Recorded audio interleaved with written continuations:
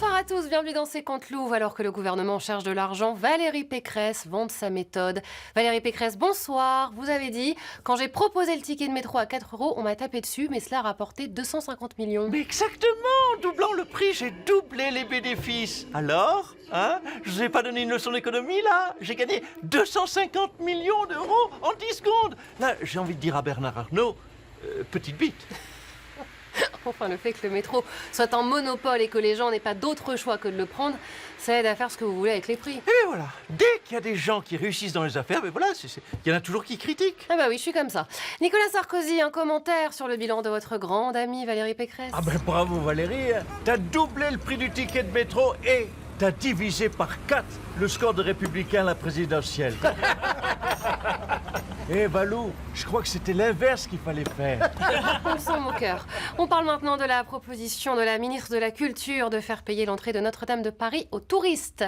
Rachida Dati, bonsoir. Oui, c'est une idée géniale. 5 € l'entrée, ça rapporterait, tenez-vous bien, 75 millions d'euros par an. Alors, j'ai envie de dire à Bernard Arnault, petite bite. Une semaine près, vous savez quoi? Je gagnais le prix Nobel d'économie. Voilà. Décidément. Alors attention, parce que le diocèse de Paris a tout de suite communiqué son opposition. Pour eux, une église doit être gratuite. Oui, mais c'est pour ça que je fais une distinction.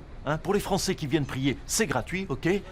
Pour les touristes européens, ce sera 5 €. Pour les étrangers, encore plus étrangers, 15 €. Et pour les OQTF, là, 150 €. Non mais c'est vraiment le rôle du ministre de la Culture de décider d'un tarif pour une église. Je m'en fous. Notre-Dame, c'est nous qui avons payé la restauration. C'est à nous. Voilà. Sinon, je refous le feu. Voilà. À ce propos, d'ailleurs, quand un curé fera l'amour à un enfant, ce sera plus gratuit. Faire l'amour à un scout, c'est 250 €. Voilà. Ça devrait donc rapporter encore 75 millions d'euros de plus. Eh ben, un vrai concours l'épine.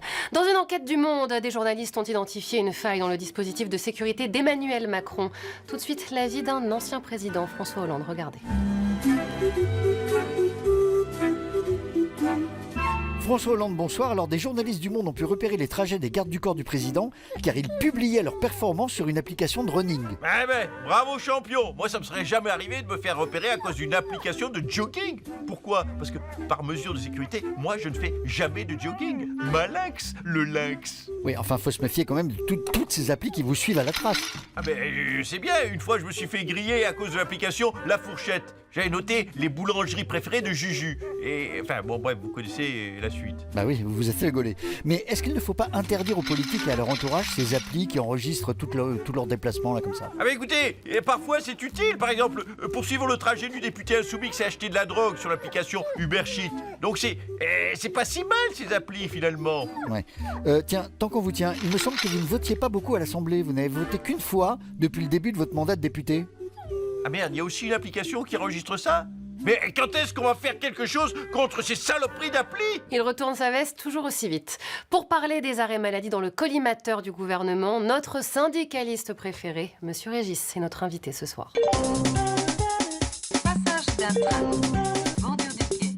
Le ministre du Budget, Laurent Saint-Martin, prévoit 5 milliards d'économies en s'attaquant aux arrêts de travail dans la fonction publique. Monsieur Régis, bonsoir. Vous êtes cheminot à la SNCF et donc travaillant dans le public. Ça vous concerne. Salut la vedette, oui c'est une honte de s'attaquer aux arrêts maladie. Pas de ma faute si je suis malade. Vous êtes malade là? Non, mais je suis en arrêt maladie quand même. Mais si vous n'êtes pas malade? Bon, je t'explique la vedette. En ce moment, c'est les vacances scolaires. Du coup, j'ai mes petits-enfants et mon gendre à la maison. Alors je peux pas travailler. C'est important la famille. Ouais, mais pourquoi vous posez pas une semaine de vacances? Mais elle est folle celle-ci, mais bon, tiens-moi ça. Vendredi, c'est le 1er novembre, je t'explique. C'est férié. Je vais pas poser mes vacances un jour férié. Non, je vais poser mes RTT plus 3 jours d'arrêt maladie et ça me fait ma semaine de vacances. Mais c'est illégal. Eh arrête de m'agresser, c'est du harcèlement moral. Là, je suis du coup au bord du burn-out. Je vais devoir me remettre en arrêt maladie 10 jours. Comme ça, je vais faire la jointure jusqu'au 11 novembre. T'as compris la combine? Pas con l'artiste. À ce niveau-là, c'est presque de l'art. Tiens, en parlant d'arrêt maladie, Michel Barnier, bonsoir. C'est à moi que tu parles, hein? C'est à moi que tu parles? Oui, c'est à vous qu'on parle. Vous avez été opéré d'une lésion cervicale ce week-end. Oui, lésion, cervicale en langage médical, ça veut dire qu'après un mois de Matignon, écoutez, j'en ai déjà plein le dos, voilà. Déjà? Dis donc. François Hollande, un commentaire? Allez, bravo Macron, pauvre Barnier. Un mois à ses côtés, il est déjà l'hosto. Mais il va le tuer, Vous savez quoi? Je vais allumer un cierge à l'église pour lui. Mais pas Notre-Dame, ça va être payant comme Disneyland. Encore à cause de Macron. Toujours à cause de Macron. Valérie Pécresse, Rachida Dati qui propose de faire payer l'entrée de Notre-Dame de Paris 5 € pour gagner 75 millions par an. Ça vous inspire? Eh bien, je double. Voilà. Je fais passer l'entrée de 5 à 10 €. Et là, bim, je viens encore de gagner 150 millions. Une génie, je vous dis, une génie. Bon, je redemande pas à Nicolas Sarkozy ce qu'il en pense. Je crois qu'on a compris. Elle est nulle. Oui, on a bien compris. Allez, salut à tous. Woke up the snow, got yourself a gun.